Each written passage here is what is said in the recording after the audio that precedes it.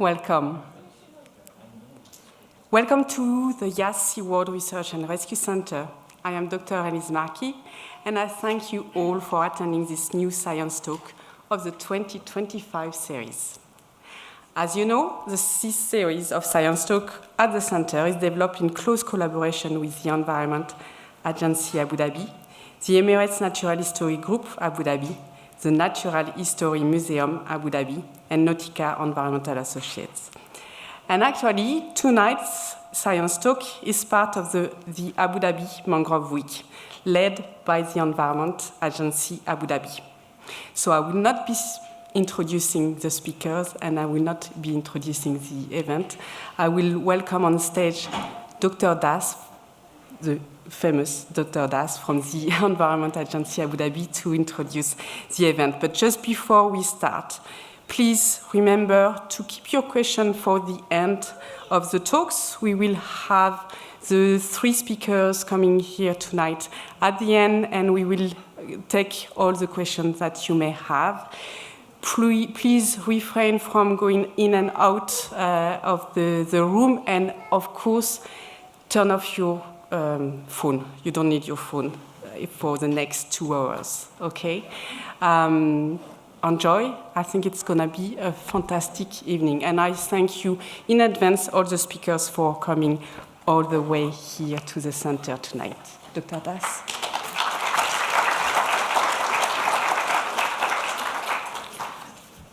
Good evening, everyone.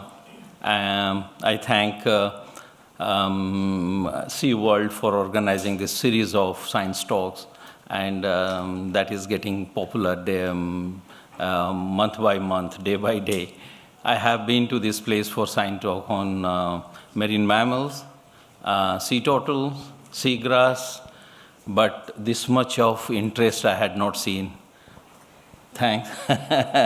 Dr. Amna Al-Mansouri, who completed her PhD last year on mangroves, probably is the main attraction. But anyway, the good news is that at Abu Dhabi, we are very happy and proud to have IUCN Mangrove Specialist Group members here with us.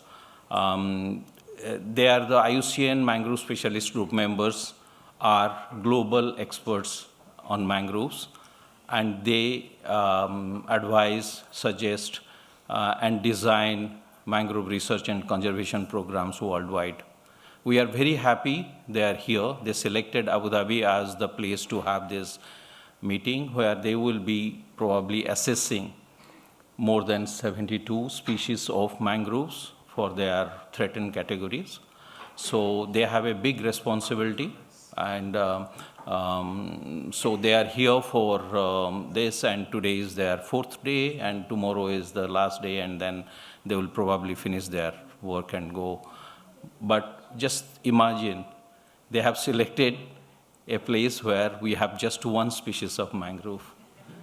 And in the Arabian Gulf, which is Kuwait, Bahrain, Qatar, Saudi, UAE, Balochistan, and Iran. So in all these countries, if you see, only 4 species of mangroves.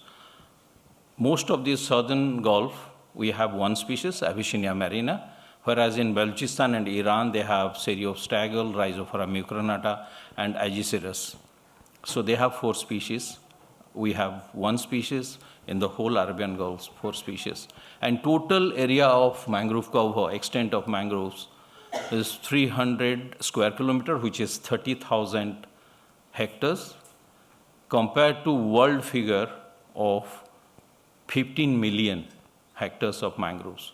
Actually, mangroves, if you see the coastal communities, they cover 15% of the tropical coastline, 15% of the total tropical coastline. And 15 million hectares of mangroves are there, and we have got 30,000. That is 0.2% of mangroves of the world. In spite of that, we have been doing very well in research. Dr. Amna Al-Mansouri will very soon tell you what kind of research we are doing, what kind of ecology and conservation work we are doing here in UAE. as well as what kind of connectivity mangrove has with other ecosystems.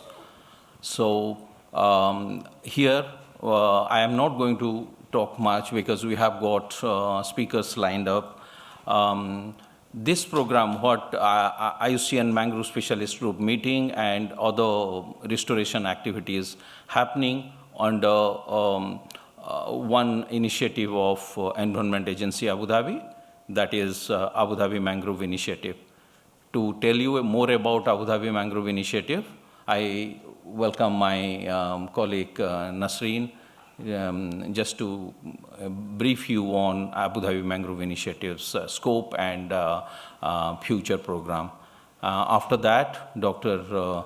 Amna Al-Mansouri will give a talk on mangroves of UAE and their research, conservation, and future programs. Nasreen, please.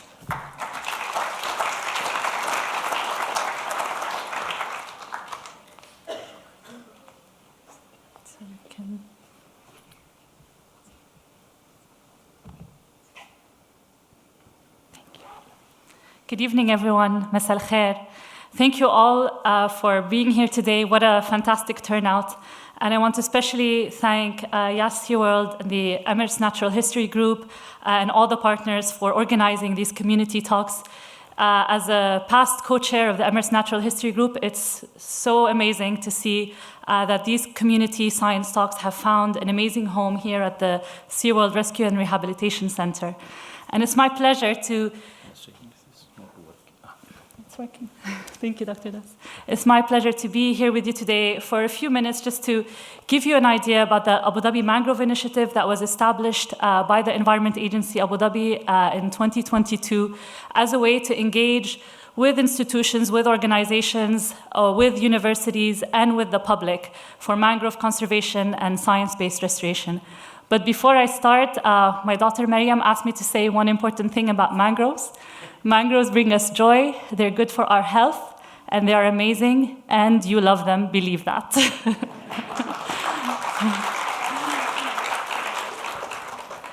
So we launched this program in 2022, mainly to really serve as a hub, a local, regional, and in the future an international hub for research, innovation, and collaboration. Our main objectives are to build knowledge and best practice about how to best monitor, conserve, but also restore these precious ecosystems, engage the community every step of the way, as well as support and advance coastal habitat restoration. So far, we have a number of amazing partners that have joined this initiative through their efforts, through contributing directly to mangrove science funding, to supporting restoration projects, or to engaging their staff, students within mangrove monitoring and restoration efforts. So if you're not yet a member, please do reach out to see how you can contribute. Our main objective is to advocate for science-based restoration. So the reason we say that is that restoration really is a last resort to trying to rehabilitate coastal ecosystems where they've been impacted or degraded by human activities. We always emphasize protection first. And when restoration has to be carried out, it's a complex process that really has to be guided by ecologists. I want to ask how many of you in this room have gone out for mangrove planting activities in Abu Dhabi? Great. So this is nice, but one thing that I would like to say is, did you know that 80% of mangrove planting projects fail around the world? So there are studies published from other countries and other regions of the world that have shown that many of these plantations, although well-intentioned, and it's a great way to engage the community, to visit these ecosystems and learn about them, in many cases, if they're not done with the right species, with the right location, and the right methods, or the right assessments, they fail. So this is why one of the reasons why we built this initiative, to ensure that these projects receive the best technical and scientific advice, to make sure that there's long-term monitoring and that the sites are adequately assessed and studied before plantation happens. And the first question to ask, do I really need to plant here? Because these trees, as Dr. Amna will tell you, are incredibly resilient, and one in a site that is well protected are excellent at regenerating on their own without any human intervention. And since we have the fantastic IUCN Mangrove Specialist Group here, I wanted to refer to a statement published by the IUCN all the way back in 2020 that says, "Pause before you plant." To say that mangrove plantation is great, but always ask yourself the question when your institution, when your organization is involved in these plantation efforts, is it being done in the right way? Is there long-term monitoring to check whether these restoration efforts actually make sense for the local ecology? And again, restoration is a very slow process. So many people expect, well, if I just plant the trees, then the ecosystem will come back naturally. In many cases, what these habitats need is a natural hydrological cycle, the flow and ebb of the tide, in order to survive. And in many sites, what we see is that a simple effort to rehabilitate the hydrology will bring the mangroves back without the need for excessive planting or human intervention. But this process takes a while. And so for any projects that are really funding or contributing to these kinds of initiatives, we always say, you need to be patient. You need to have a long-term investment in this project to really evaluate the impact in the long term. We've published a best practice guidelines in collaboration with the Global Mangrove Alliance and with our partners to really make it, to build it within the context of the UAE and the species we have. So there are multiple mangrove species around the world. As Dr. Das mentioned, here in the UAE, we have one species, the gray mangrove, Avicennia marina. And so we developed these guidelines as a way to guide and advise any kind of company or organization embarking on a mangrove rehabilitation or planting project to read what makes sense for the UAE and try to implement that with their sites. And the Environment Agency Abu Dhabi, through the Abu Dhabi Mangrove Initiative, is providing that kind of information and scientific support. But of course, it's not just about mangroves. So mangroves are superstars because they are very powerful ecosystems and important ecosystems. But also we have a wide array of coastal habitats that are connected and that depend on healthy mangroves. So when we think about mangroves, we care about them, we love them because they're visible, we see them, we can visit them, we're lucky enough. But there are other important coastal ecosystems that the Environment Agency Abu Dhabi is studying in terms of their monitoring their health and assessing them, but also looking at pioneering their restoration. And so when we think about mangroves, I want you to go back as a key message from this talk and think restore, not plant. Because this is the process that we're advocating for and that really would provide the best impact for climate, for people, and also for nature. And again, I'd like to end by saying thank you to all our scientific partners, to the IUCN, MSG, who are here with us today, as well to all the multiple partners that are guiding us and advising us as we move forward with the Abu Dhabi Mangrove Initiative. And this is our website. Through scanning the QR code, you can reach our website, reach out to us if you're interested in collaborating, in being involved in mangrove research, monitoring, and restoration in Abu Dhabi. We're here to help, and we're always happy to have a group of volunteers go out in the mud with us to assess these trees. Thank you very much.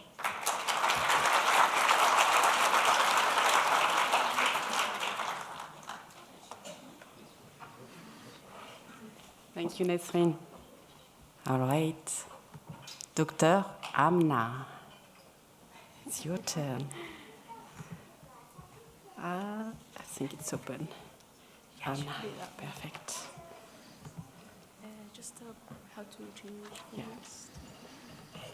Just this one. Put the video of the own. Yeah, you will have to use that. Okay. Thank you. I'm not used to Amna, so it's a bit overwhelming. I recently actually passed my PhD, so very, thank you. Still an early career scientist, still getting used to it and still learning from a lot of the experts. So a little bit about myself. I work at the Environment Agency as a full-time job for the past 8 years. What I do mainly is monitor all the coastal habitats of Abu Dhabi. It's not just mangroves, as Nasreen mentioned. We monitor a lot of the coral reefs and seagrass beds and all the other important habitats and marine species that we have in Abu Dhabi. Also, I'm actually very delighted that we get to speak about mangroves. So thank you, Elise, so much for hosting us. And I think it's really important to have these kind of talks here in the region. Fairly new, but I hope that we have more talks when it comes to mangrove ecosystems. So before I begin, I just want to know the level of knowledge that we have in the audience. So please raise your hand if you don't know anything about mangroves. Very few. Ooh, this is going to be challenging. So what about those who kind of know what mangroves are? They're trees. We know they're important. We don't know what they really do, but we know we need to conserve them. Okay. And now I'd like to know how many of you are super experts in mangroves. Please stand up. Please stand up. Experts in mangroves who've done more than 10, 20 years. There you go. Round of a clap. All right, so point your questions to them, right, at the end. I've just been working in mangroves very recently, so we're very happy to have you all here, the Mangrove Specialist Group. Very honored, and I hope you enjoy this evening. So just to give you an overview, a very brief background on mangroves. Most of you know what they are. I'm just going to talk a little bit about their significance for biodiversity, but also for local communities. A few insights on my PhD research. I'll highlight two topics that I find very interesting and that have produced some important outcomes. Of course, we can't neglect the fact that mangroves are, like many other ecosystems, are under threat. So talk a little bit about the threats that they face, more so in a regional context. And then move towards EED's efforts and our monitoring programs, so what they do. And then, what do we do after that? Once we get this information, what do we do? How do we move forward to try to protect these important ecosystems? So I want to step back and think about the word mangroves. Where did it originate from, and how did we come to know the word mangroves? So it appears that mangroves has its roots since human exploration. So back during the 15th and 16th century, when Portuguese and Spanish sailors have explored the waters across the Arabian region and into India and Malaysia and other parts of the world. And so they picked up the word al-gurm. Al-gurm is an Arabic word that we use until this day, and it evoluted to mangrove, to mangal, and then the more modern English word that we know of is mangrove. I want to highlight Ibn Sina. So Dr. Das, you gave a very beautiful introduction, and you spoke a little bit about the species, and you mentioned that we have only one species in Arabia, and that's Avicennia marina. And Ibn Sina was most of you might know him. He's a famous medicinal scientist, and Avicennia marina was named after him. So, very briefly, what mangroves are. In very simple terms, they're trees and shrubs that occupy the intertidal zone. So a very harsh environment between the land and the sea. And they normally occur between the tropical and subtropical countries and the intertidal areas of the coasts and estuaries. There's roughly about, I'd say, 75 species, more or less, of mangroves worldwide. The most highest diversity of mangroves, and in terms of extent as well, is in Southeast Asia. And so mangroves in very different parts of the world form very differently, depending if it's riverine or tide-dominated fringing or lagoonal mangroves. So most of the mangroves here are lagoonal or intertidal, or tide-dominated. So they're mostly in the seaward or the front side. So very different if you go to India or in different parts where they've got rivers and you've got different forms of mangroves.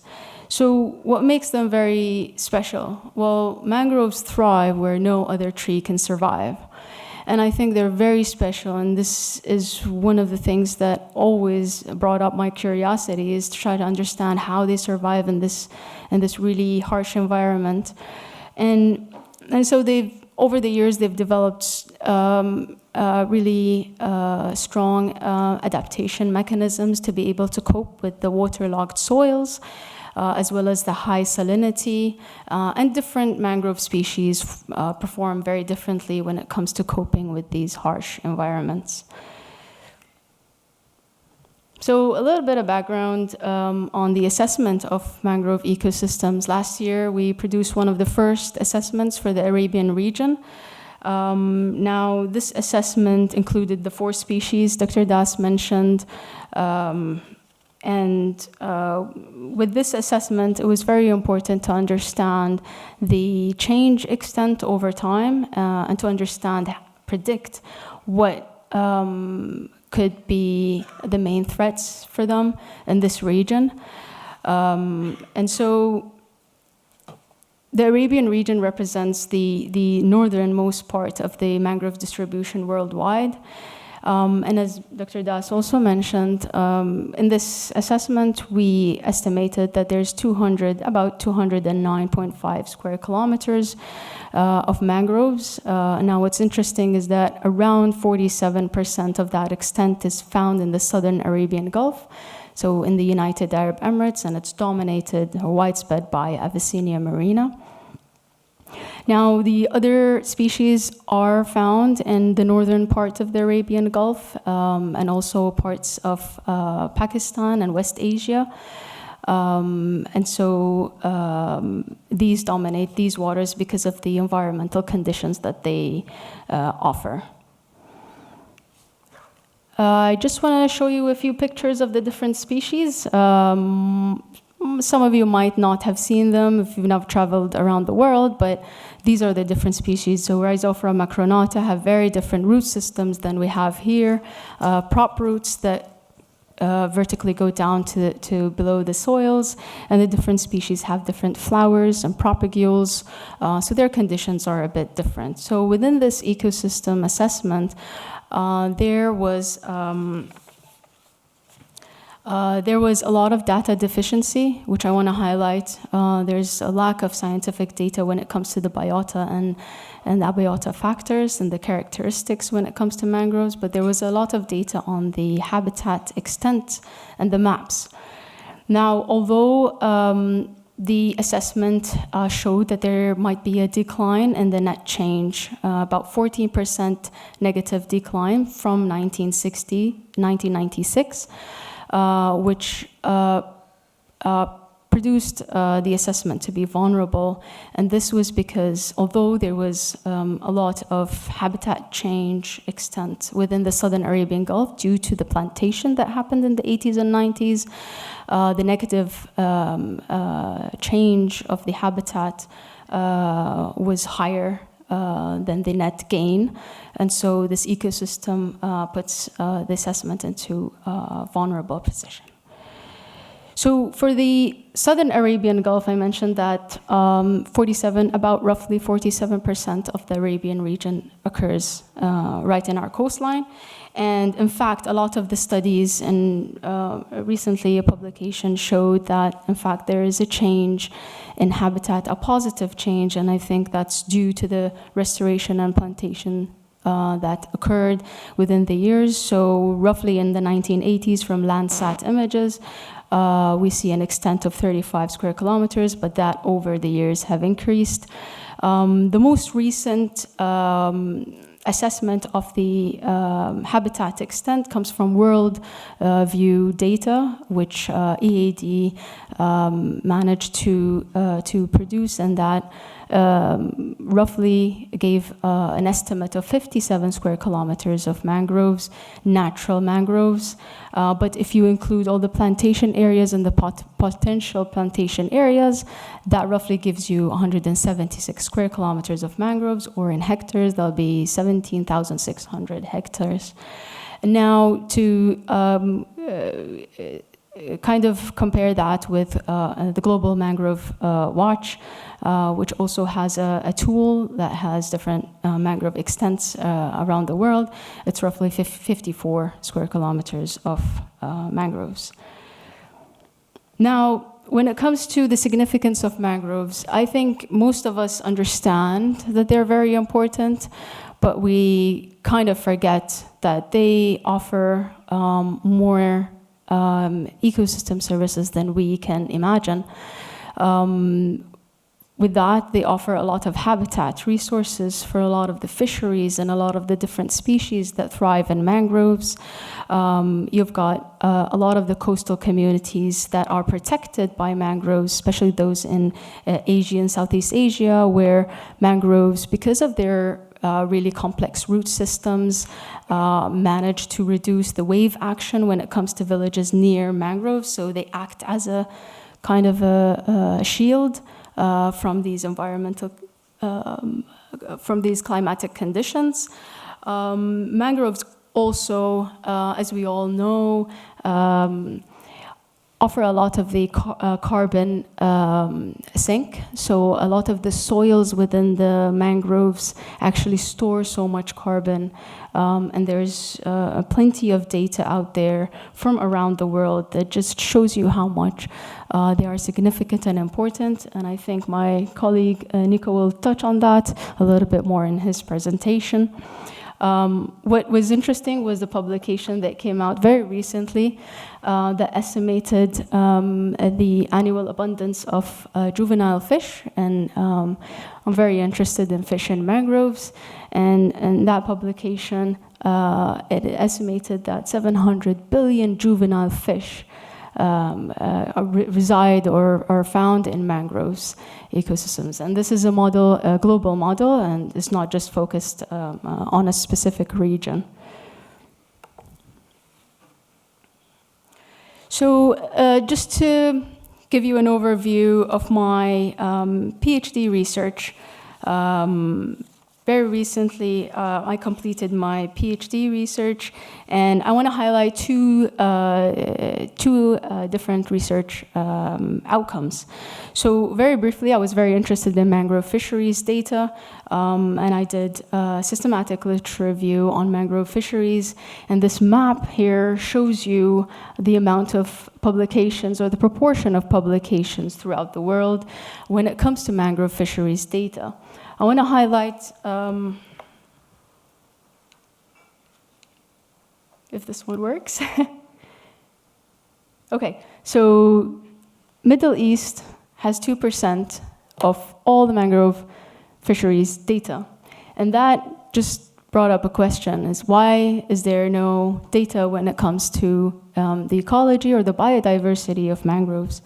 And so what I wanted to do is to find, to dig a bit more into the Arabian region, specifically to try to understand, although we have a very small extent, we need to understand why there isn't enough data from this part of the world.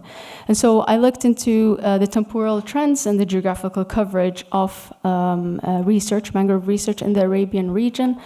And with that systematic literature review, I want to point out that in comparison to the different sub-regions of the Arabian Gulf, so we're talking about Gulf of Oman, Red Sea, Arabian Gulf, and the Gulf of Aden, the highest number of proportion of publications, surprisingly, was in the Arabian Gulf. But that 140 publications, most of them originated from the northern part of the Arabian Gulf, so more so on the coast of Iran, West Asia, and very little when it came to the southern Arabian Gulf, and very little when it comes to the western Arabian Gulf. And so proportionately, 87% of that data was found from the Arabian region, Arabian Gulf, 5% from the Red Sea, 1% from Gulf of Oman, and 7% from multiple regions. So that was probably a meta-analysis or something that looked into different ecoregions of the Arabian Gulf. The interesting thing is most of the publications was focused on biodiversity, but very general background of mangroves. So where they occur and the ecosystem descriptions, a little bit about macrofauna and soil composition, nothing on fisheries, nothing on other different habitat species, such as crabs, for example. And most of it was on mapping extents. And it made sense because during the 80s and 90s, there was a huge development efforts in the region. And a lot of these companies wanted to understand the habitat change rather than the ecosystem services or the ecosystem benefits of these habitats. And so when it came to studying fish, I was very fortunate that COVID happened. So a lot of my methods had to change throughout my studies. Initially, I wanted to, well, I did try out nets, gill nets, and seine beach nets, and try to collect all the fish. And it was very time-consuming. No one told me how difficult it was going to be. Thank you, Dr. Das. And so I had to, during COVID, change my methodology and to find a way within the time frame to be able to collect fish in mangroves. And I was interested in the biodiversity. I was interested in the abundance, size structure, as well as the different structures of habitats. So within the Arabian region, we've got very sparse mangroves. So Avicennia marina are very sparse and normally coexist with salt marshes, which we consider as a different important habitat. And we've got rocky shorelines. So in my first cover photo, I had a rocky shore, which is very common here. And we see different, we observe very different species around these rocky shores, mollusks and other species. And so I characterize the habitats into 4 different habitats. So we've got mangroves with tidal flats, and salt marshes. We've got mangroves and salt marshes only, and we've got dense mangroves, so pure dense mangroves, and mangroves that coexist with these rocky shores or other structures that I would like to call them. This photo here gives you like kind of an idea of the main dredge channel, so that's the deeper blue channel that you see. Along that, there's tidal flats. And you see very sparse mangroves in the fringing part of the substrate, but then they become a bit more dense. And now that depends on the channels and it depends on the area that you survey. And so I was very interested to understand how that correlated with the different species of fish. And so I managed with underwater visual senses to record more than 1,000 fish. And that's just in a span time of 8 months, given the COVID restrictions. I think with more frequency effort in sampling, I think there's going to be more interesting data. And with the species that I found, 11 of them belonging to 14 species. Now the dominant species was the Longitarius, so that's the short-spined silver biddy, following the mangrove red snapper. And this is very common in mangroves, but what was very surprising from this study was that I found groupers, orange-spotted groupers, that were using the dead mangrove branches and trees to hide and move the sediment to be able to kind of dig itself. And I have a video later on that I can show you what I mean by that. So I sampled during different seasons, so there was a correlation between the temperature and between the fish abundance and the sizes. And there was a correlation between the habitat type and the abundance of fish. So I saw more fish in mangroves that had more structure. So mangroves that had seagrass beds and rocky shores more so than tidal flats. Well, that made a bit more sense because fish need some kind of structure to be able to hide from predators. But what was surprising is that there was more larger fish in these habitats as well. So there's maybe an interesting research point where probably a behavior of fish or that could probably play a role when it comes to mangroves that are quite dense within the region. Yeah, and I hope my video works. So this was taken from a GoPro, and so excuse the resolution. Hope that works. So mangrove red snappers. And these are just branches underneath mangrove trees. And there's the grouper. And I was very surprised, very happy at the same time to see that. And they were actually juveniles. They were about 8-9 centimeters in length. And so that was an interesting finding. I also observed different crab species. And Dr. Stefano, this is for you to identify.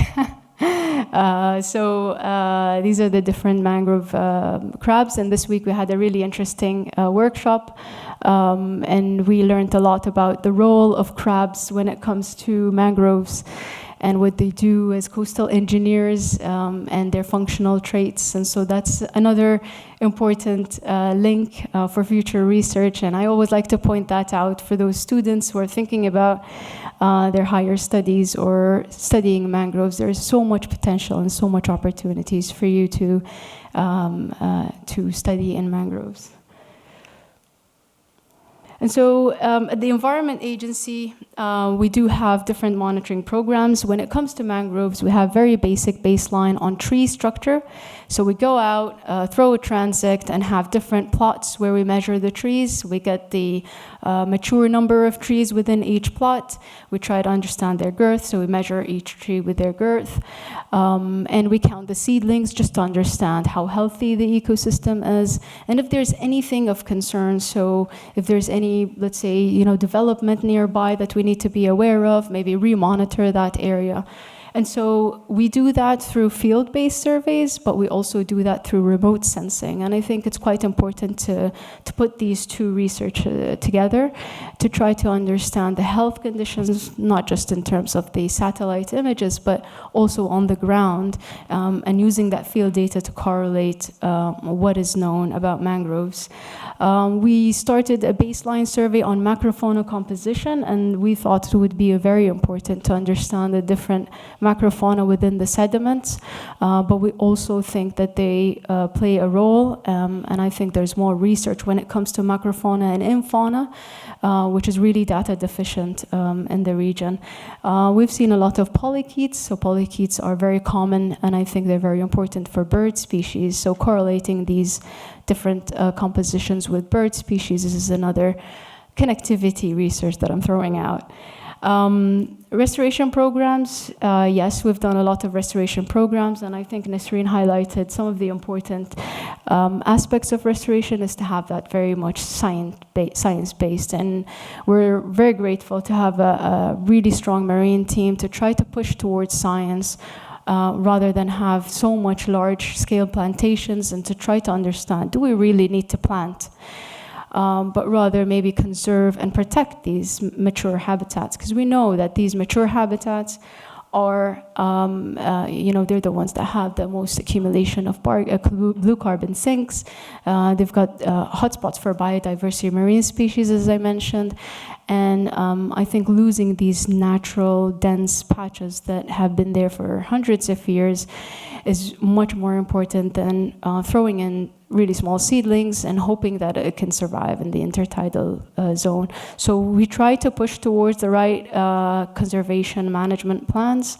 And just very short video, just showing our efforts at the Environment Agency. And I'd like to thank Shamsa Al-Hamli for the production of the film. It was not mine. So this is us surveying. This is Dr. Das. I never liked working in mangroves, by the way, because it's very difficult, and I never knew that until Dr. Das threw me in the mud. And then I loved it. I found passion in it, and I found curiosity, and I think this is what made me study this. and continue to. So this is different stingrays. And then again, the mangrove red snappers, silver moonies, spotted yellowfin sea bream, yeah, so I think there's so much going on below the water, as much as it is above the water.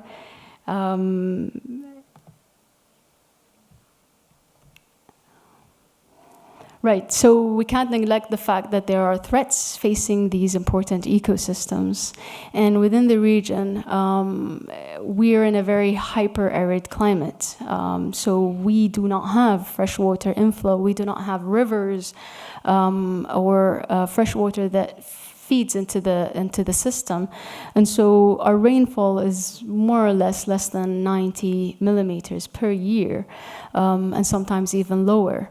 And so the very wide range conditions, even in the seawater temperatures, so in summertime it can drop to 16 degrees Celsius, even lower, but then quickly within 5 to 6 months rise to 35, and in some places 37 degrees Celsius. And so mangroves don't have a problem with that. I think Avicennia marina is the most salt-tolerant species, and I think it's doing well, but then when you couple that with urban development and you couple that with a lot of the human activities or desalination plants, I think that puts them in a very vulnerable position, especially that they are between the land and sea. So their location where they thrive is very much connected with human activities. And in the region specifically, I'd say that coastal development and infrastructure near mangroves is the most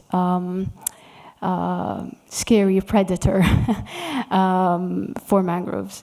And so we need more research when it comes to the impact of pollution on the sediments of mangroves and the tidal changes.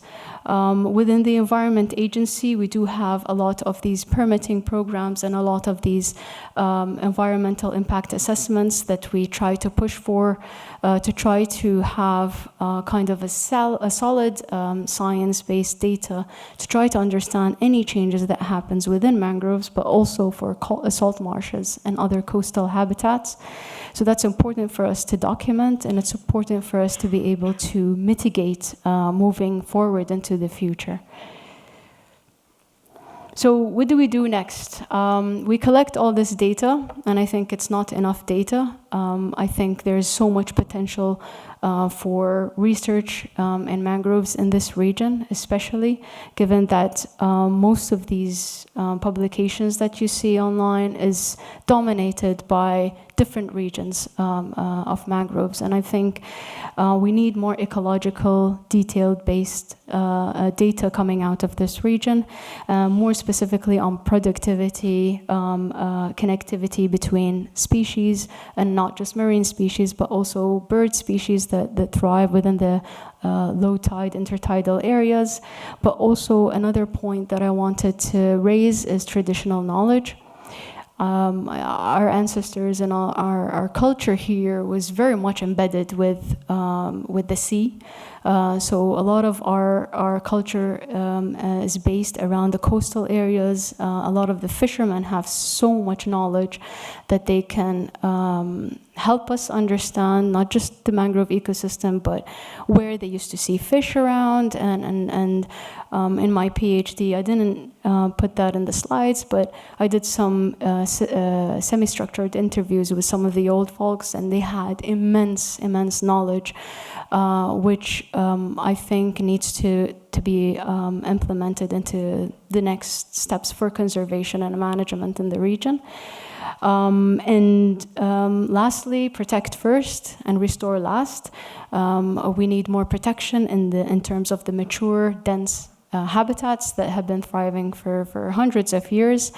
And then when there is a need to restore, I think we need to set the mindset towards restoration as a last resort, as Nasreen mentioned, and to be having a long-term targeted scale when it comes to restoration.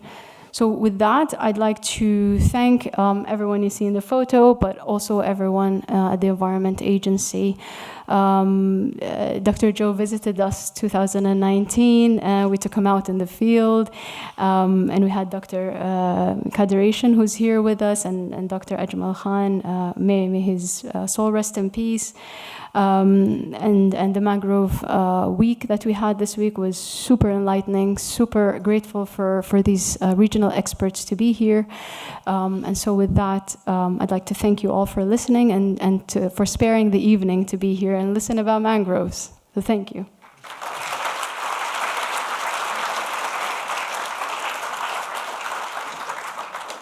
Thank you, Amna. She did her PhD, and as any other PhD student, she has contributed to science and society, and her work is so important locally and regionally. We are so proud of her. She ignored me, she sidelined me, she went with fisheries research. My colleague Mohammad, fisheries management manager, and our fisheries statistician, Dr. Dario, all are here.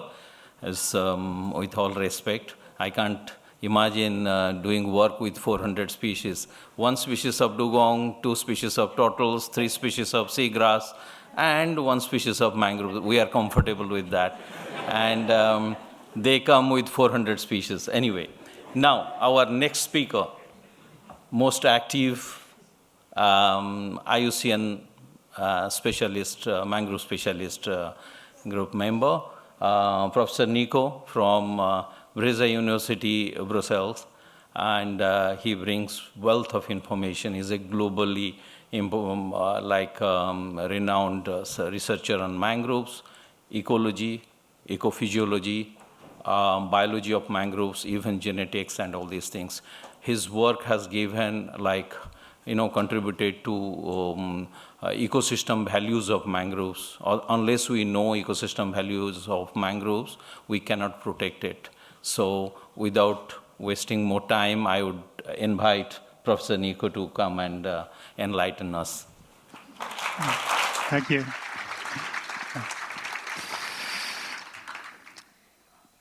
And the 2 microphones now. So I'm also a bit overwhelmed to see so many people. And I'm more overwhelmed even by seeing your knowledge level, because maybe I underestimated that. And I hope we get a lot of questions. And I'm also happy then that I'm backed by some of the best world experts on complementary topics in mangroves, that if I cannot answer, they can help me. And also Nasreen and Amna have said much, so I have to add to that, but I have my presentation, of course, already ready.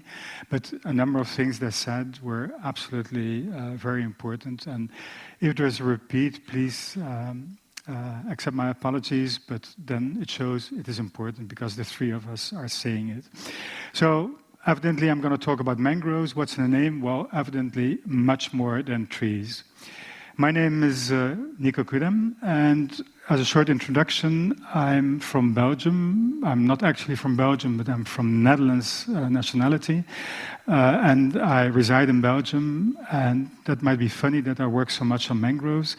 Belgium and the Netherlands are together called the Low Countries, and you have to take that literally because my country lies for 25% more than that underwater. Not really underwater, but under sea level.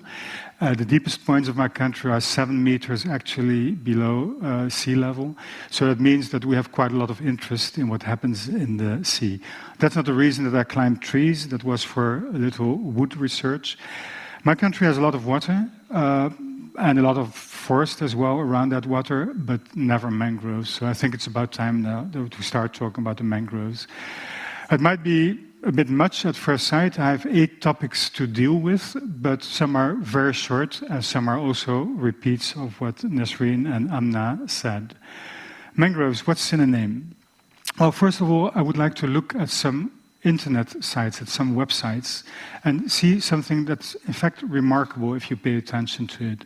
First, I went to the Everglades National Park System. Many people associated with mangroves, but it's not only mangroves by far, but if you have the opening website, you immediately see mangroves.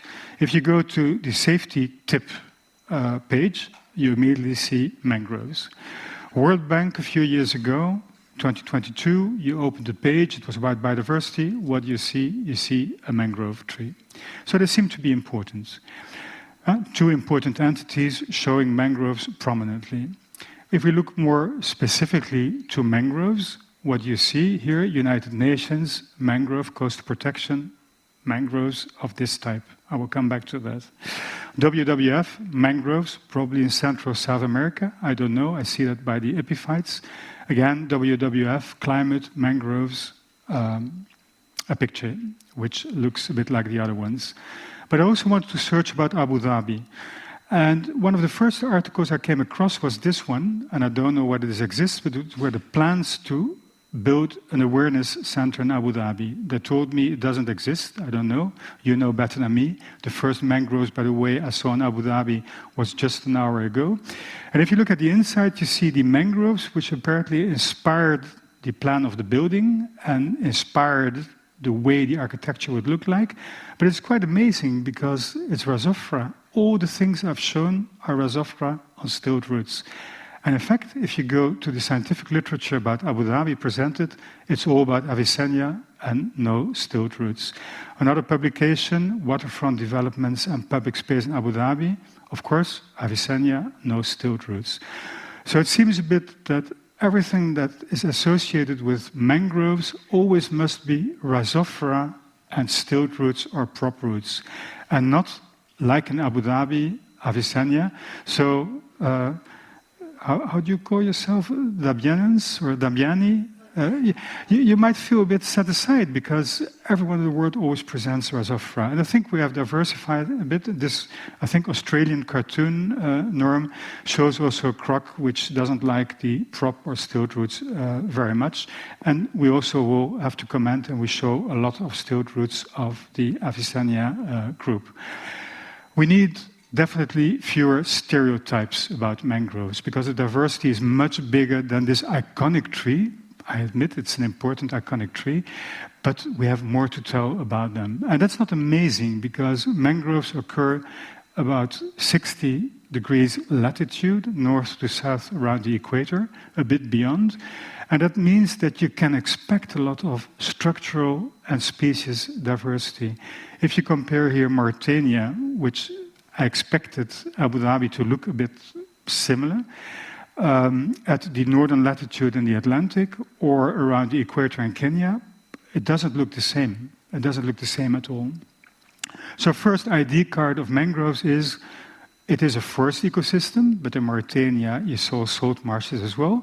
It's marine, it's coastal, it's intertidal, it's mostly tropical, a little subtropical, and there are about, we discussed it almost daily, 80 species, let's say, of trees and shrub species worldwide. And about, it's an estimate, 14 million hectares left at this moment. But is it just another forest, those mangroves? Well, if you look at this image, it's also Avicennia marina in Kenya. I will be biased a bit to Kenya because I had many pictures of Kenya on my laptop.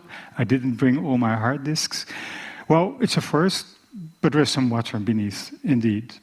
But we have to go a bit more into depth to see the difference with the forest and to see the specificities. If you compare a mangrove forest to the right with terrestrial forest, a mangrove forest at the same latitude is species poor in terms of tree species. Let's be precise about that. Sometimes only one species, like in Abu Dhabi, sometimes 3, sometimes 5. And then in some countries, you have a pool of 50 species where you can have more speciose, more species-rich mangrove. This map was produced also when we did more than 15 years ago an assessment for IUCN, as you mentioned, on species extinction risk. And there you clearly see indeed that Southeast Asia and Australia are the most species-rich areas in terms of mangrove tree species in the world. There lies a diversity which doesn't diminish by any means any of the mangroves in other areas of the world. In mangroves you find many very wide-ranging species. Not only there are narrow-ranging species, but some species are really wide-ranging. Take your Avicennia. Avicennia is very wide-ranging. Almost the whole Indo-West Pacific, you can find Avicennia marina in suitable areas. It might be a little overruled by a non-mangrove species, which you probably also have in Abu Dhabi, Ipomea pescapre, goat's foot, a creeper, which has an even wider geographic range because you see it all around the tropics. Mangroves are evergreen, and that's not always very visible. But if you go to a climate zone where you have drought deciduous trees which shed their leaves when it's dry season, you see that the mangroves, in spite of being in salt water, still keep their leaves and are evergreen, which is striking, really. Mangroves usually have no herbaceous undergrowth. This is a very open mangrove type, of mostly Sonoratia alba, and you see that there is no herbs below. It's also more or less low tide, but there are no herbs. There might be juveniles of those trees, but there are no herbs. Spatially, mangroves can be very dynamic. What you see here is a naturally dying forest, and just a few tens meters from there, the same species is making a new patch. Why? Because the dune, the chenier in fact, that's the kind of dune in the background, is moving into these mangroves, kills some of them, and creates new space. And you see kind of moving patches and moving mosaic. The area behind the chenier is also a mangrove. Mangroves, let's say, are always dispersed by water. That's also quite unique. Here you see the champion a bit.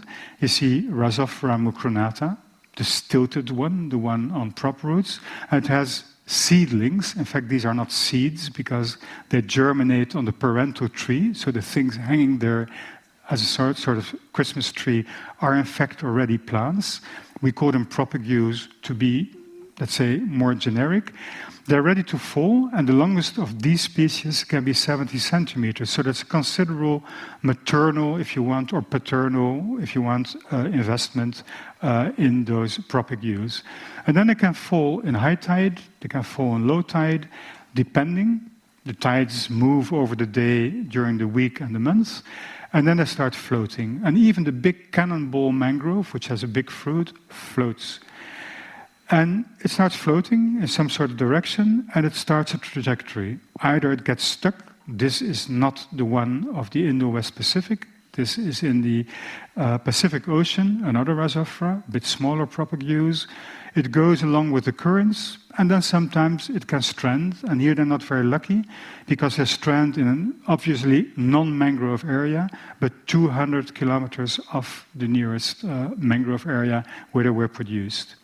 The only part I talk a little about research we did, because I found it very interesting to start thinking about that, was to do a simulation about where particles like mangrove propagules, the seedlings, could get in a very high resolution modeling of sea currents and wind playing on the particles. And they were released in certain places where mangroves occur. We let them float in simulation, not in reality, for 1 month, for 6 months, and for 12 months.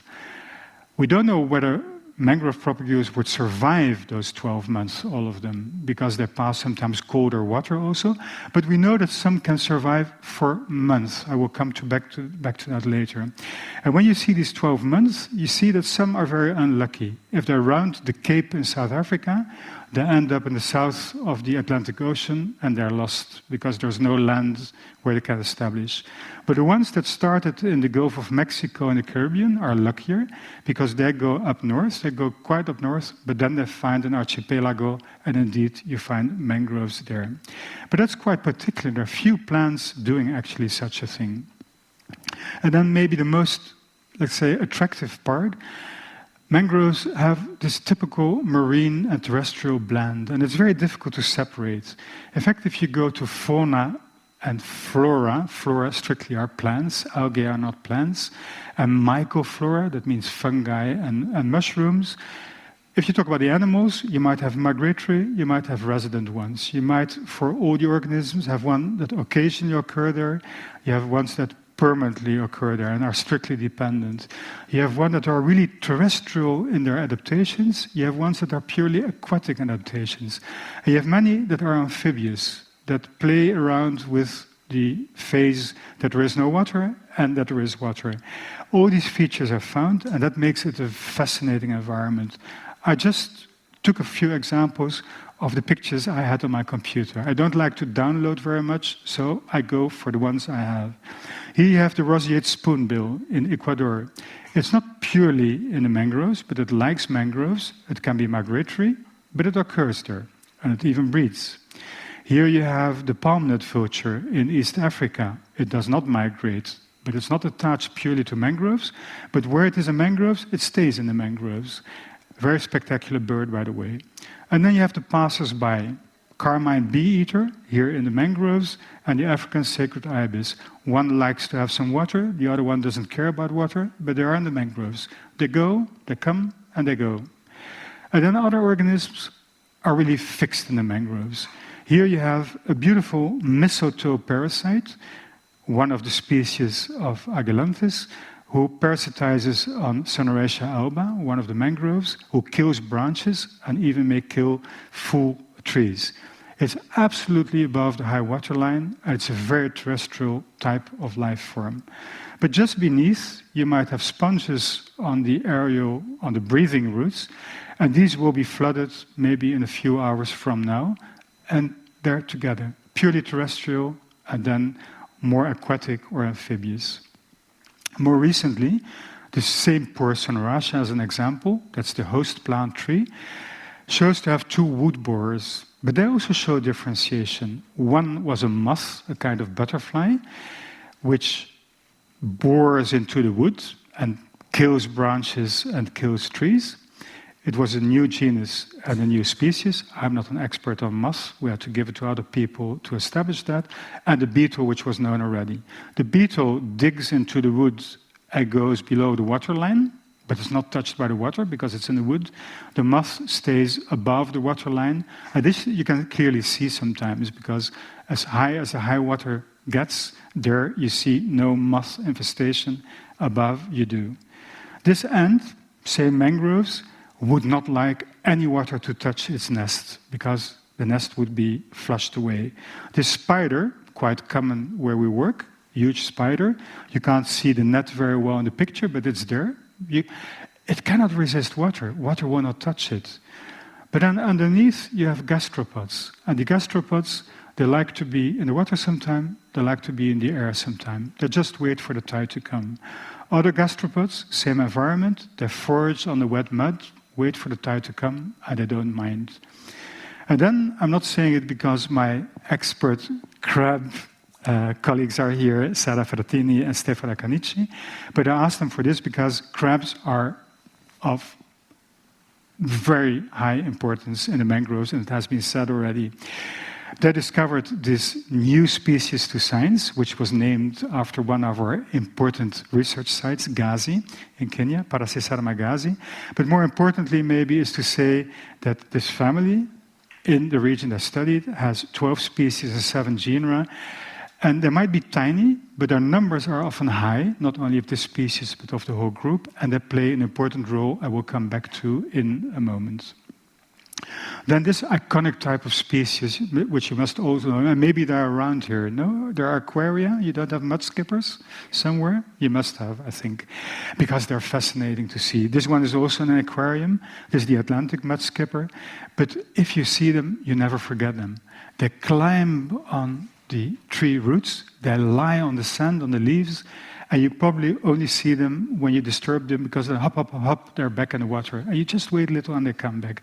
They're adapted to both the air environment and the water environment. And this fish, I've not seen in the wild myself, which has a beautiful name in Greek and in Latin, Toxotes jaculatrix, which means the archer which throws.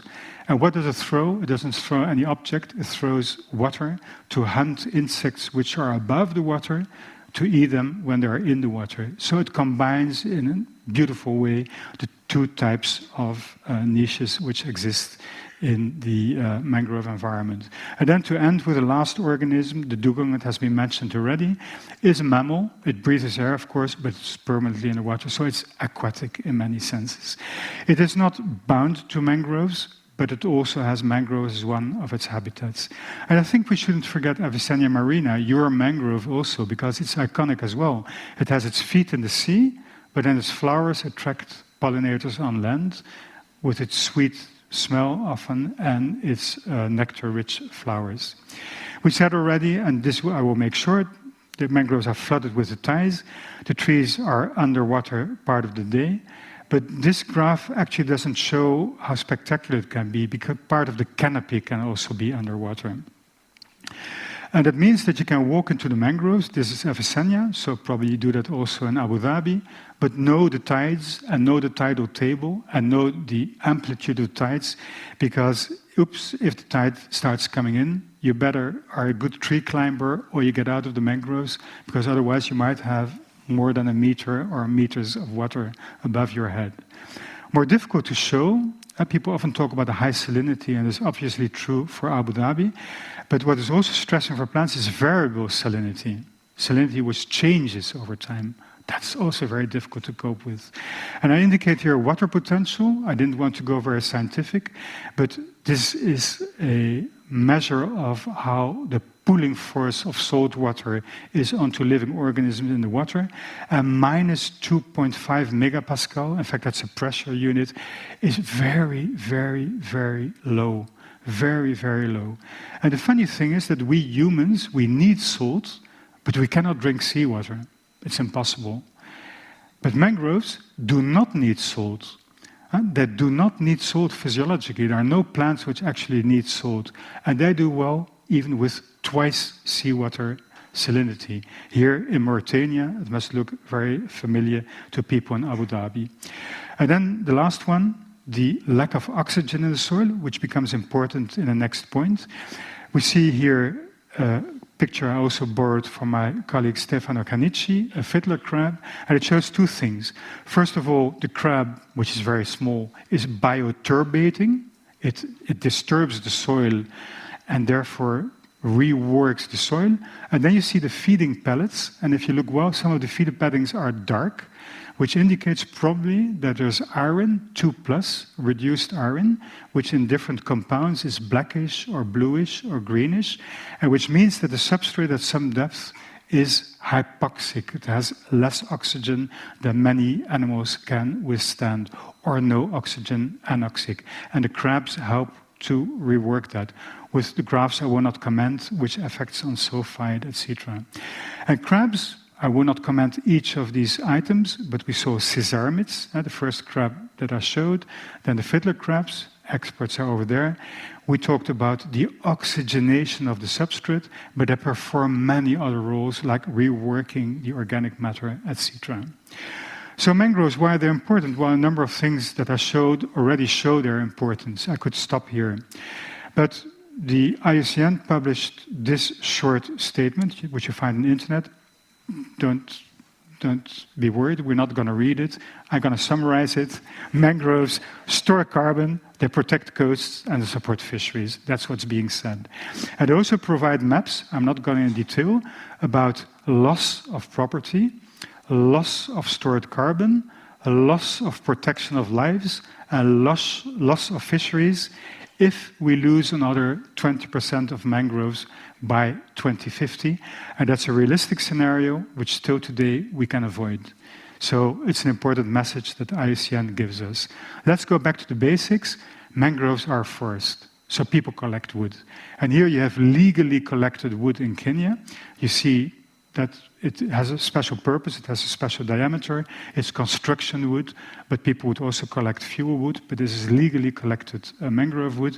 In the background you find coral rock, and together with that and with mud, people can build houses.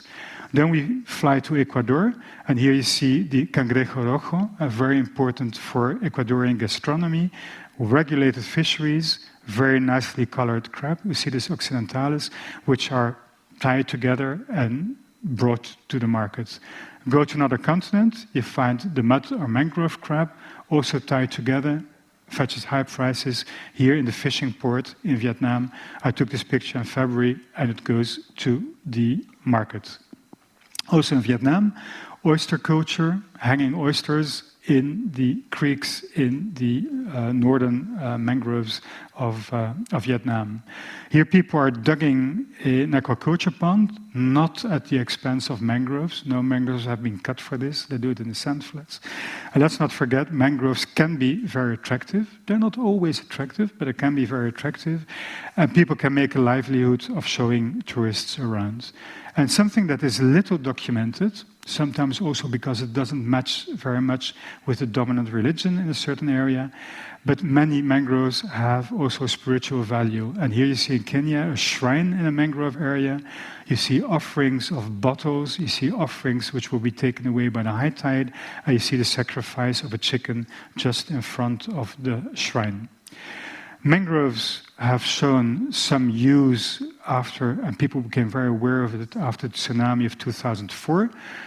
Don't say that mangroves protect against tsunamis in all cases and all places. That would be crazy because tsunamis are sometimes all-destroying. But in some cases, protection has been given. And there's also raised concern when you see, for instance, the erosion at the coast with these coconut palms, not native in Kenya, collapsing into the ocean. People reinforce, not by dikes, but by planting an additional layer of a mangrove, strengthening the layer that's already there to protect this coast in the very same site. Blue carbon, the magical word. Be assured, we're not going to read any of this, blue carbon. I want to comment on blue carbon. When I look at this mangrove site, I see nothing blue, actually.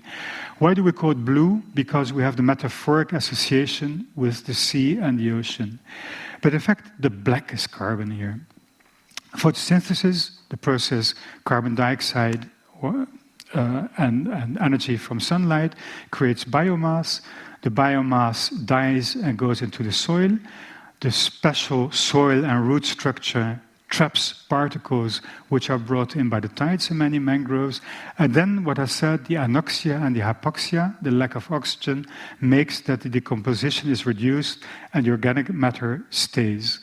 Fortunately, though there are some problems in some areas, as some of our colleagues mentioned during this week, forest fires are rare in mangroves, so this carbon stays in the substrate. And most of the carbon is in fact in the substrate, and this can help us mitigate the carbon dioxide release by human activities.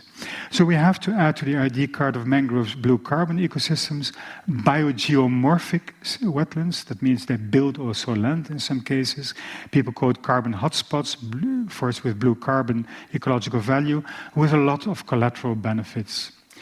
Now mangroves, if they're there, why would I care actually? What I must care.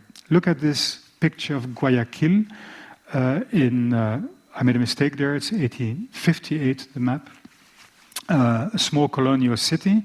And if you look at the yellow areas, you see the word manglares, which means mangroves. So the city, which is low-lying and floodable, I mean, there are many floods today, that's a problem even in Guayaquil. Well, all these mangroves evidently have disappeared because Guayaquil is the biggest city of Ecuador, bigger than the capital, Quito. Same things happened in Cancun, of course. The expansion of such a city goes also at the expense of mangroves. And lots of people, well, we know it in Abu Dhabi, live at coasts. So lots of development have gone at the expense of mangroves in the tropics. Last year, there was a red listing of mangrove ecosystems, and Amna mentioned already. And when you see red or orange or yellow, you ought to be worried, because that means critically endangered mangrove ecosystem, endangered mangrove systems, or vulnerable mangrove systems. And of the systems studied, the mangrove units studied, more than 50% is either red or orange or yellow. That's the present state, as experts have established it, of the mangroves in this world. How come? Well, we saw the development, but aquaculture has not done a good job. You see here an aerial, a satellite image of Ecuador, of Peru, and one of an article we published about Sri Lanka. And whether active or abandoned, the red zones on the Sri Lankan picture, abandoned aquaculture often does not recover It remains a kind of desert. You need to do a big effort to turn an abandoned aquaculture pond again into a mangrove. This picture I took in Vietnam in February, and it's an aquaculture pond, and there are mangroves, because that's a legal requirement in Vietnam, that there are mangroves in aquaculture ponds, but they don't look like the mangroves that must have been there before the aquaculture. Minor things happen. I don't know where it happens in Abu Dhabi, but bait digging is a common practice. It happens at a local scale, but sometimes it uproots propagules. Here pictures from Tanzania and from Kenya, and it can be a problem. I've seen it at quite large scale. I didn't have a picture on oil spills, but here you see raw sewage flowing from Mombasa into the mangroves.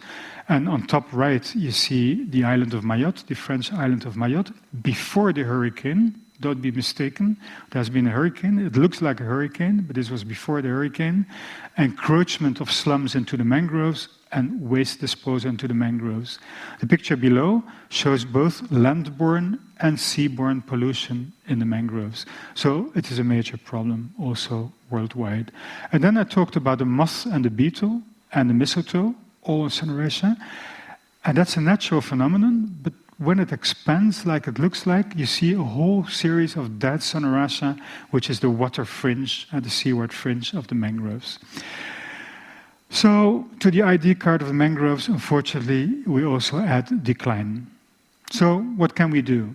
Well, it has been said already. I can be very short about it. Conservation, protection always comes first. And I took here from Belgium, the country where I live, a drawing of the famous surrealist painter René Magritte. He also made a painting of it, but I used here the drawing. Let's reduce or stop the clearing of mangroves in the first place. Then comes restoration.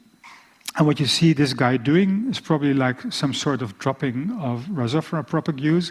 The crabs seem not to be all too happy, and they might be right, because it has been said already, much of the restoration efforts in this world go absolutely wrong. Here I'm not quite sure. It's community-based. That might be successful, but it doesn't look very much serious. Here in Vietnam, what I saw last February, very unnatural, not thinned, monospecific. It's not the way to go.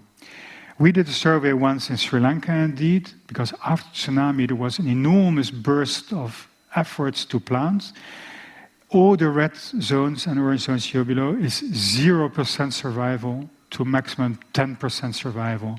Just imagine how much money that was and how much the enthusiasm of people, children who plant, schools, whatever, is when they see that everything fails. It can be successful, and I heard positive things about Abu Dhabi. It can be satisfactory if it's well planned, science-based, and well monitored, well followed up. But indeed, facilitated or not facilitated natural regeneration is always to be preferred. Here Cereops, here Avicennia, there are parental trees, here Sonoratia. If possible, by restoring the access to the sites for propagules, it's always a better solution. Creation of mangroves, that's something we have to debate about, see case per case, because often it's at the expense of other important wetlands. So that has to be considered in very much detail. Usually scientists are not always too happy about creation of wetlands. Why are we here, the experts in this group? We are here, as it has been said, for the IUCN Red List of Species. The Red List of Species roots somewhere back in the 20th century, in the 60s, and is an attempt to estimate the risk of extinction of species. Don't think that all species are already red listed. In fact, it's a minority of species in this world which are red listed. But ultimately, scientists and the IUCN tries to come up. I just took this from the web page which came up to my screen a few days ago. They get a kind of status like CR, critically endangered, or EN, endangered. Any of the 7 statuses you see on top, the worst is evidently extinct, the best is least concern, and that is not conservation, it is not protection, let's not be mistaken. It informs potentially conservation and protection. Then we came up 15 years ago with a paper, and we will see what happens this time, whether we did a good job, but more importantly, how is the state of the mangrove species extinction risk now as we establish together. The experts we had together know about different regions in the world. I had a very easy job because I know East Africa best and there are not many species, but I can tell you that the people from Australia and Southeast Asia, they have a big job to do. Mangroves, do we know all about them? Well, here I could make a very long list of things that we don't know. I go a bit personal, the things that fascinate me. And since I'm retired and doing still some research, but I don't work in a laboratory as such anymore, I know that I'm not going to solve it. I'm really fascinated by the fact that mangroves, like these young trees, are for hours under salt water. How do they do the photosynthesis? Very few people studied it. Yesterday I searched still whether there are some new articles. Very, very few. How do they manage? Underwater, no gas exchange, no normal gas exchange. Where do they get the carbon dioxide from? Then we talk about it too easily. Avicennia, you think nice dew drops on the leaves? No, no, it's very saline. And when the sun is higher on the sky, you see the salt crystals forming. How do they cope with that? We don't actually really know. We keep repeating what has been done in the past, but I worked on water uptake in Avicennia, and I don't know the answer, actually, thermodynamically. And then the last one, we're soon to finish. I found it amazing. These propagules are traveling for months over the ocean. They stay put. Not in a geographical sense, because they move thousands of kilometers, but they don't develop. And as soon as they touch ground, within 2-3 days, they start rooting. What is triggering that? I wanted to start research on that, but then COVID came, and then I got retired. So I will not know unless you do the studies. So last reflection, a very last one on mangroves, back to my low countries. I took another map of the under sea level area of my country and the floodable area, so it doesn't look very positive. But we will not do what we did in the past. We regrettably had a huge colonial empire. The Netherlands had one of the biggest colonial empires in the world, mostly in the east, but also in the west. For some time, we took part of Brazil from the Portuguese. We chased other colonialists. That's a black side of our history. But the positive thing is that also artists came to Brazil. And I showed it already to my colleagues. I think, and I discovered it exactly 10 years ago, a small painting shows the first landscape painting of mangroves in the world, anno 1637. I think there are no landscape paintings after that. That's not my point, because otherwise it would not be told today. The point is that 300 years after that, I exaggerate a little, we lost interest for mangroves. We have not done much. It's not exactly true, but I study quite historical sources. And what have we done in the meantime? Now we do more. I hope they're on the agenda. My last slide, take-home messages. Mangroves are intertidal tropical forests. Though forests, they are very different from other forests. They do many jobs for us and for the globe. They are threatened, and they harbor threatened species. We must conserve them, and we can restore them. A group of experts is now in Abu Dhabi to reassess species extinction risks.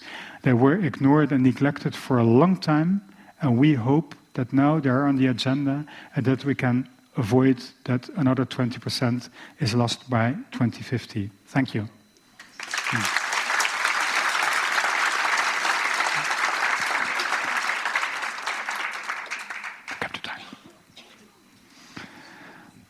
I leave it to you. Yeah. Thank you so much. Actually, I will invite you to have a seat. Amna, do you want to come back on stage? Nesrine, come over. And we'll take the first question. If I can have a microphone.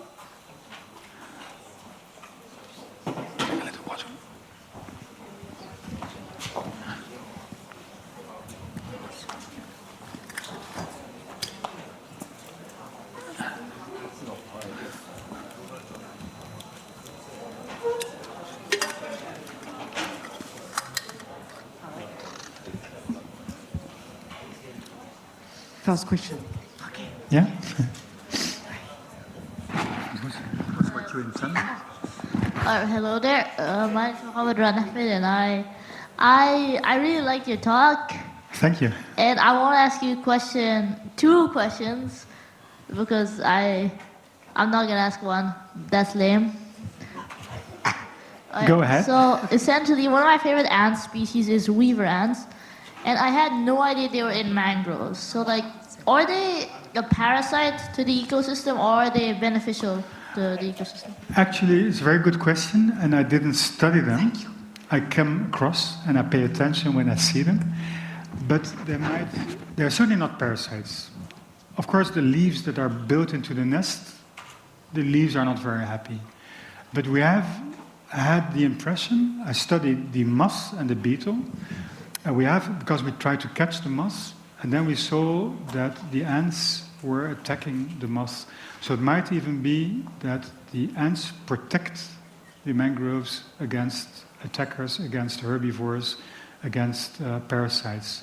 So they themselves do not create damage on the trees, but they might protect. But I cannot state it because I didn't study it. They probably protect, because that's the thing that weaver ants are known for, protecting. While you're young, you can start. I finished. So my second question is, the beetles and the moths you mentioned, are they invasive? And if they aren't, are there any other more invasive species that pose a threat to mangroves? What a good question. I'm impressed. They're not invasive because they're not invasive in the sense that they're native. They belong to that system. When my colleagues in Kenya said we have pests in the mangroves, I say, well, that's a certain view if you're a forester, but basically they're part of the diversity also. And the moth seems to be very specific. The impression we have, no more than impression, is that they were spreading, so that they were increasing their impact on the mangroves. Because they were not noticed before, and suddenly people started noticing them. But they must have been always there. So they're not invasive in biological sense. They belong there. But I know this is not supposed to, but like, why did they spread? I'm just curious. Why don't you start studying? Start studying biology. That's the questions it's very good questions. All right. Thank you. Yes, we have another question over there. If, for example, like we added an invasive species of mangroves, for example, like will it compete with the native species, or will it like will they leave each other and grow together? Okay, so if we move a new species to a... Yeah. I don't want to dominate discussion. Did I understand what you ask if you introduce a species? like a species of mangrove that is not native to the area. We know about that, and we have discussed compete? it. Yes, they can be invasive, and yes, sometimes efforts are being done to get rid of them because they take over. My colleagues might tell more about it. The question is very correct, yeah. And it's absolutely not advised to take non-native species and to plant them. Never do that. It's even not a good idea to take, but that's another issue, to make plants which are not from the region, even from the species which exist there. Many mistakes have been done in the past. Yes. Good question also. Anything else? Yes. Do we have another question?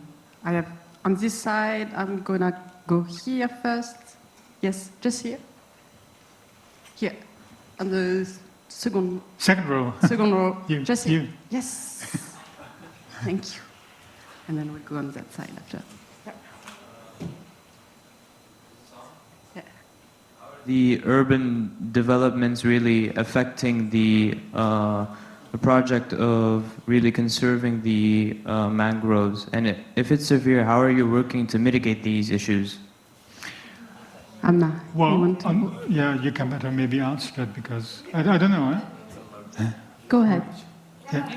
No. Well, yeah, we can have two answers. On purpose, I showed historical examples because in the past people didn't care about mangroves. On the contrary, people want to get rid of them because they had a very bad reputation. When we think about malaria, for instance, people didn't know what the cause of malaria was. People didn't like swamps altogether. Now it still happens. I'm not going to blame certain countries, but that certain developments are still taking place in mangroves and it causes mangrove loss. But the awareness has risen. So I think it's it's occurring certainly less than in the past. I forgot now the number of the people on this globe who live near to the oceans, and then you would have to extract the areas which are mangrove areas, but it's a lot, it's in the billions. And still, of course, mangrove is lost, sometimes directly by development. I've seen plots for sale in Florida for development in the mangroves, but sometimes also by what I saw, the sewage, the plastic, all sorts of... so it still happens. But I think, I don't know whether my colleagues can add to that. No, okay. You're doing great. Now you want to... I think, it is not as bad anymore as it was before, probably. yeah, I think the awareness, as you said, has increased, but I think it's still happening at a very fast rate, especially when you're a young country and you've got so much development that's really close to mangroves. And I think some of the biggest activities is trying to get deeper channels within mangrove areas. So having deeper channels where intertidal areas, normally they like very shallow water, or at least Abyssinia Marina here. So when you have a very deep channel next to a 0.5 to 1 meter channel, this kind of causes an erosion. So these kind of impact the habitat directly from the seaward edge, but also it could change the hydrodynamics within the channeling within the mangroves. So even the tide can change after a while, and you know, mangroves need the tides to come in and out for them to be able to survive. And so this is the challenge, and I think for us to be able to understand exactly what impacts them and what causes direct threats and indirect threats, like discharge or pollution or oil spills that can harm them in the long run, is very important to understand. Thank you, Anna. Thank you.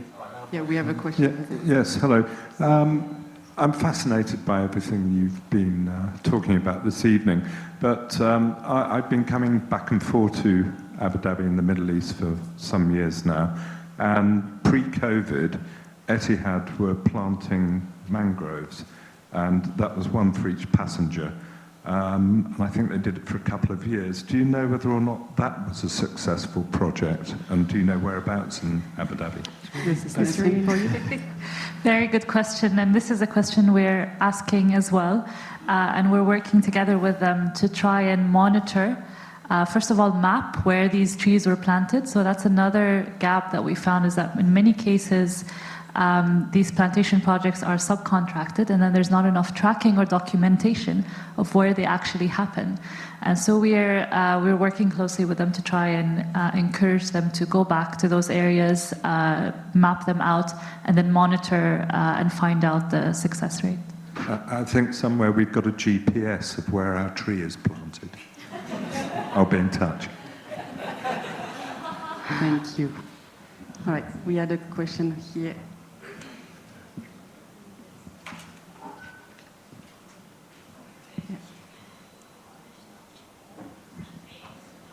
So you'd spoken prior to this of how mangroves are really resilient species. What is the main cause of this high failure rate when in reforestation projects? I didn't fully capture the question.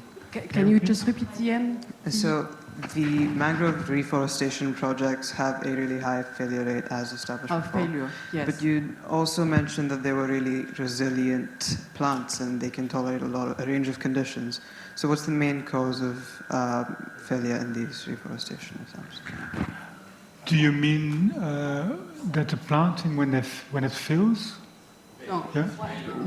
Why do we see such high failure rates in restoration Yes, projects? that's what I mean. We're too close.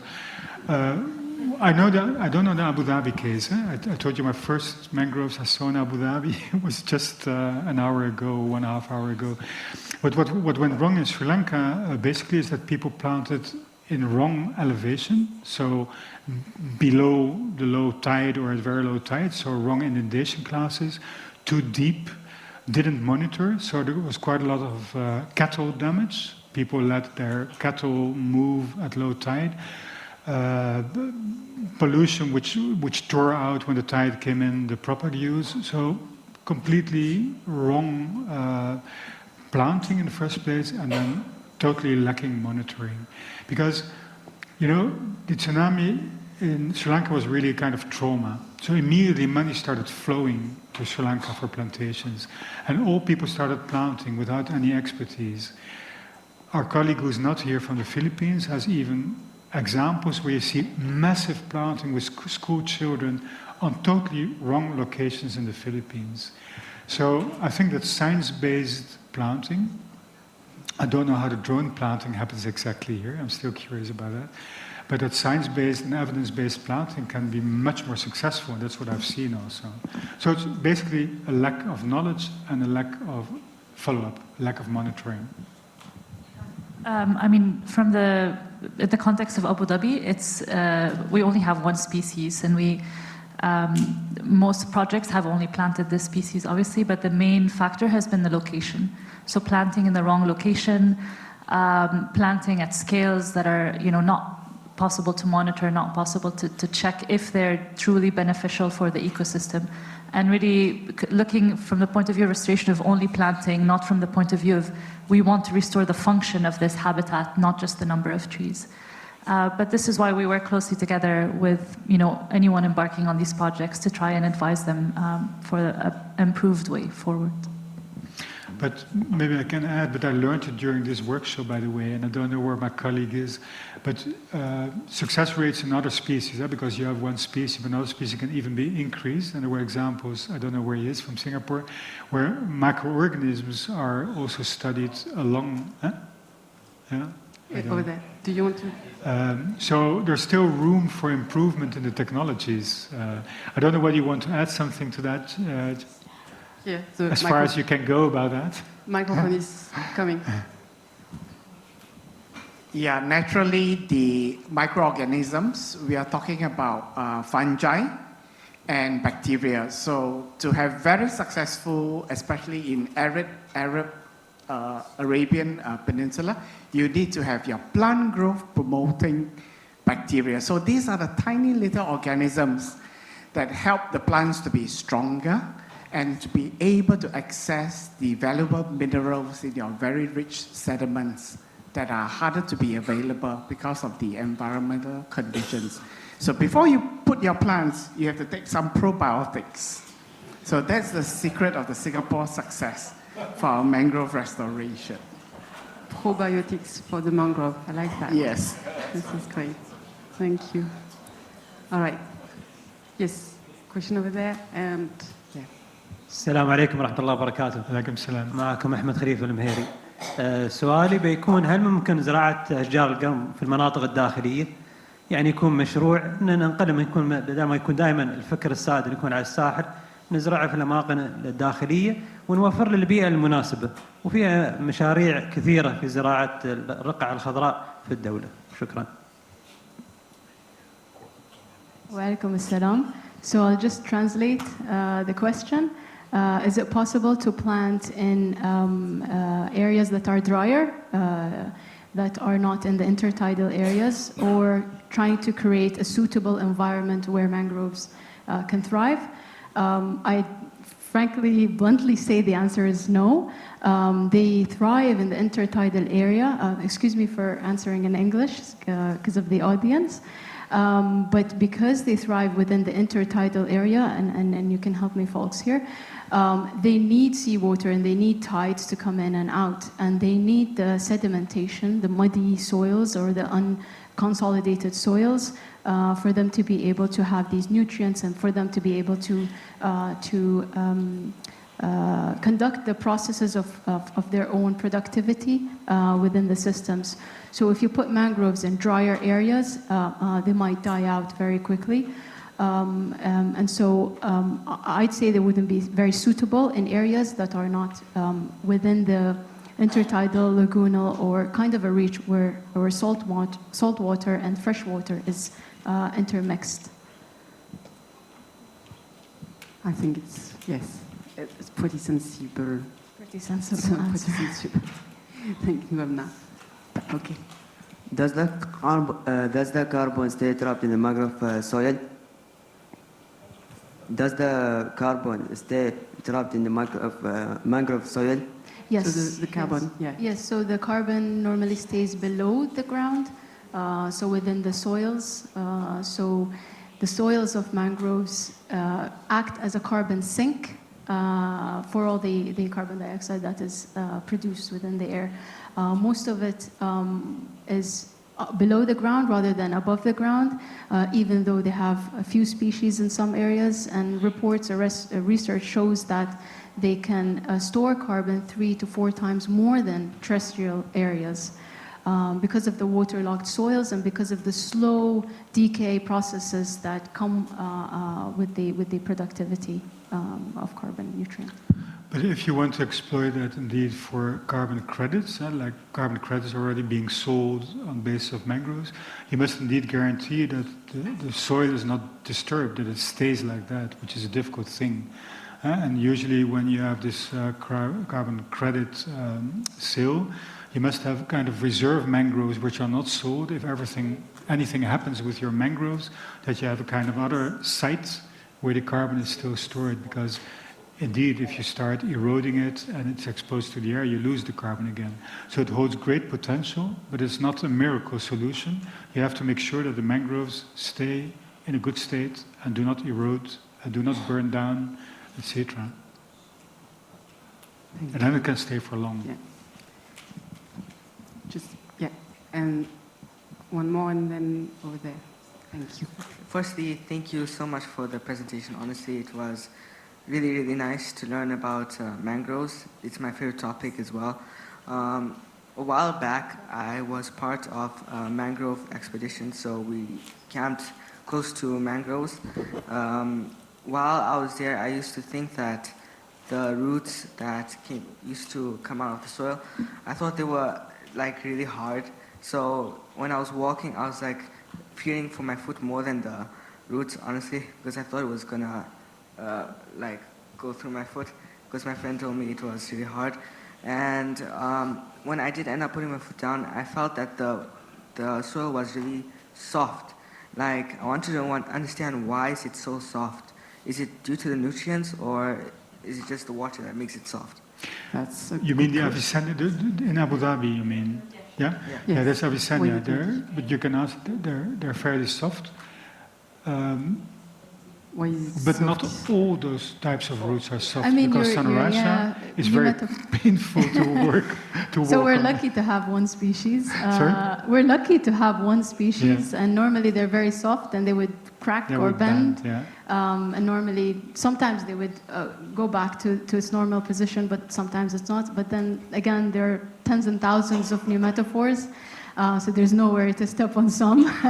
I shouldn't say that, but the muddy soils is exactly that waterlogged soils that they thrive in. And it's normally muddy and clay, but that's really good for carbon, as we mentioned. And this is where all the action happens, basically. So that's a very good observation. But I cannot give one answer to that, because you make me think. Avicennia pencil roots are very soft indeed, but the other species I showed very often, they're very hard. It's very painful to work on them. So there are different solutions for one problem, but they're breathing roots. So there's lots of irenchyma, that means a tissue where air can enter. And you can say in a certain way, wood is an investment. To make wood costs biomass. So when it can be avoided, why make wood? Avicennia works well without making wood, and then it has its breathing function. But then you have the other species, and they're very hard, but they're fewer also. So maybe it's a matter of how long the roots can be functional also. I don't know, but it's a very good question. But there's a lot of air space in those roots. Nice. Over there. Yes. Thank you for the presentations. They're very, very interesting.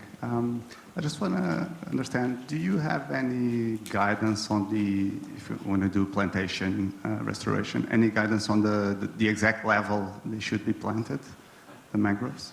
The exact number? Yeah, sorry, and the reason I'm asking this is because we're doing a research project together with NYU Abu Dhabi, sort of measuring the inundation times in a healthy mangrove area.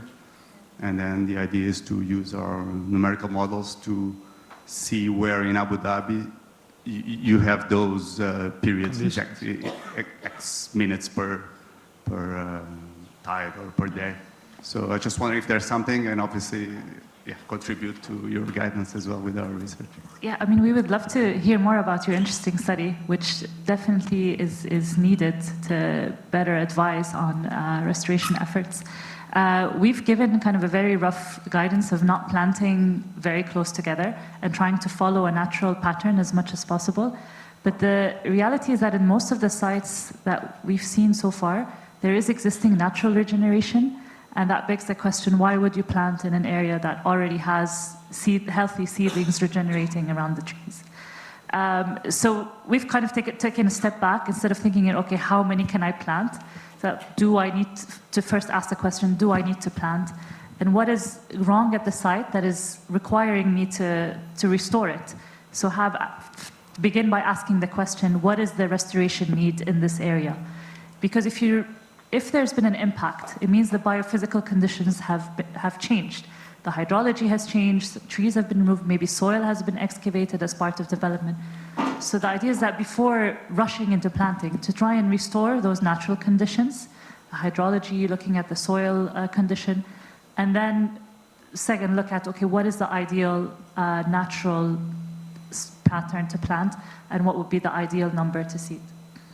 Can I add to that? So you asked about the tidal inundation periods for like a suitable plantation site. I think it's very interesting to have data like that, especially from this region, because what I've noticed with my fish collection was the tide was changing a lot, although it's very short, but the sediment was also changing within the channels, within the natural channels. So I'd suggest for your research to include different sites where different mangrove patches are, and to go from the seaward edge toward the center of the mangrove forest, because you'll notice a lot of the tides change. So if you measure tides that reach 2 meters, you'll absolutely see nothing, no water inside the center. So it would vary a lot within the sites that you're looking into. So go for site selection within very different structures or very different channelings of mangroves, and that might give you a better idea of the tides inundation periods for that plantation. I hope that answers. Yes, exactly. Thanks. Amazing. 2 more questions. Mohamed. Today, so we learned that there is a lot being done in mangroves conservation on a government level, on an academic level, and on a global scale. But what about us as the public? What can we do to help in mangrove conservation? That's a good question. All right, who wants to start? Sure. I mean, at the level of Abu Dhabi, what the Abu Dhabi Mangrove Initiative is trying to do together with partners and EED's Connect with Nature program is to actually bring the community to be involved in citizen science monitoring. So there's so much you can do in mangroves other than just go and plant as a one-off activity. You can come back to an area, you can monitor the health, you can help us implement methods that we heard about this week from the global experts that are here with us today. Such as the one implemented by Earthwatch to really engage the community in monitoring the health, the growth of the trees, but also looking at the species, the fauna that is living within these ecosystems through counting crabs, trying to... They should join our field surveys. Join our field surveys, to help do us the collect real more data. Science data collection, rather than just going out there and planting. I think it's very important. We see a lot of students that come out and they have really, really amazing, brilliant questions, just like the audience here. And I think having them collect data will help them understand and get connected with what kind of work that we're trying to do. And that's something maybe we can add to Abu Dhabi initiative to try to have them on board with us in the field. I'd like to add one more thing. There's also bringing, developing a love and appreciation for these ecosystems through art. And one of the things that we're supporting is the Global Mangrove Photography Awards. and the Environment Agency Abu Dhabi is sponsoring 2 new categories for the World Photography Awards this year. The Emirates Awards, so any mangrove ecosystem photos from the UAE, so whether the trees, the habitat, the species that depend on them, but also the Arabian Gulf Award. So the entries will open on 1st of May. You can visit the Mangrove Action Project website, mangrovephotography.awards.com, and you'll see the conditions of entry. So this is one way to kind of contribute to this, raising awareness about how beautiful they are, how important they are through photography and through art. I like that. I think it's that to reconnect with mangrove, but with everything that's surrounding us, I guess, appreciating the beauty and the complexity of this ecosystem. And it's just there. We can just go and for a few hours look, just observe, right? Yeah, I like that. Okay, yes, last question. Hi, my name is Razan. What's the most wildest animal you've seen in mangroves? Wow. All right. That's a very good last question. Thank you. Dr. Das. I know I have a colleague who would immediately say tigers, but I've never seen tigers in mangroves. You find king cobras, the most poisonous snake in mangroves, but not seen here. In Abu Dhabi, mangroves are the safest mangrove, and most dangerous animals, crabs. They can crawl over your feet. That's all. But in like Sundarbans and all this, you will find tigers, king cobras and all this. You can also add to it, because people, I had a PhD student who in South Africa suffered from the presence of hippos. Hippos are very dangerous, so he was very scared of the hippos, and there were warnings. My personal biggest fear was baboons at a certain moment, because they were very aggressive. And since we had food with us, we were not very comfortable with the gangs of baboons around us. Sundarbans is the largest single block of the mangrove forest in the world, 10,000 square kilometers, where you can find the tiger. Very beautiful tiger you can see, only inside the forest. It will jump only at the backside, catch hold of the neck and break. You see, only backside. That is the behavior of the animal. So in order to escape from the animal, people from Sundarban, what they do is they use a mask. So the tiger is coming and searching for the backside, no backside. So the tiger is confused, and then it is running inside the forest. So man-animal conflict is existing in Sundarban. If you want, I add one more point. Mangroves are, absorbing more carbon dioxide, releasing more oxygen. So if you want a healthy environment, you need more oxygen. Mangroves are releasing more oxygen. You grow mangroves, you can get more oxygen. If you want more oxygen in this environment, you grow more mangroves. Secondly, somebody was asking, about the urban coastal development and all. Mangroves are the best in removing pollution.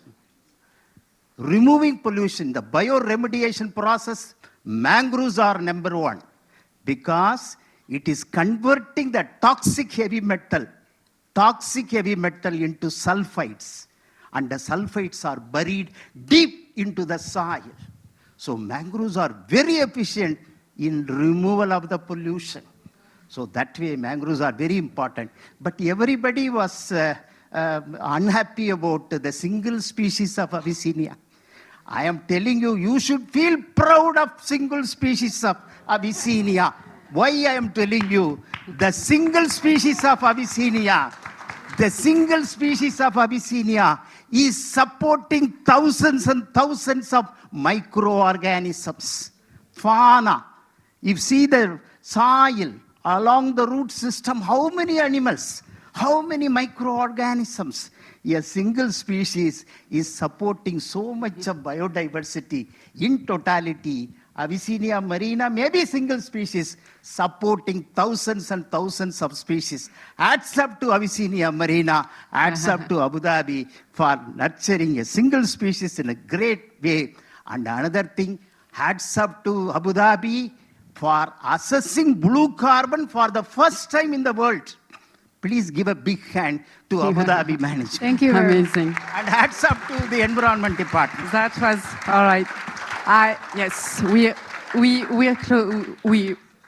way past our bedtime, 8:30. I'm so grateful for you to have stayed here until the end. I'm so happy, and this was a very, very nice event. Thank you. Thank you very much. Dr. Amna. Thank you, Netrine. Thank you, Professor Nico, for coming and talking to us about your passion about mangrove. I hope you go back home with a lot of new information and a new brand love for mangrove. We'll see you next month for another topic. We will talk about oceanography, about currents, about oxygen, chemical property of the water here in the Arabian Gulf. That will be amazing. This will be with Dr. Georgenes over there. All right, see you next month. Bye.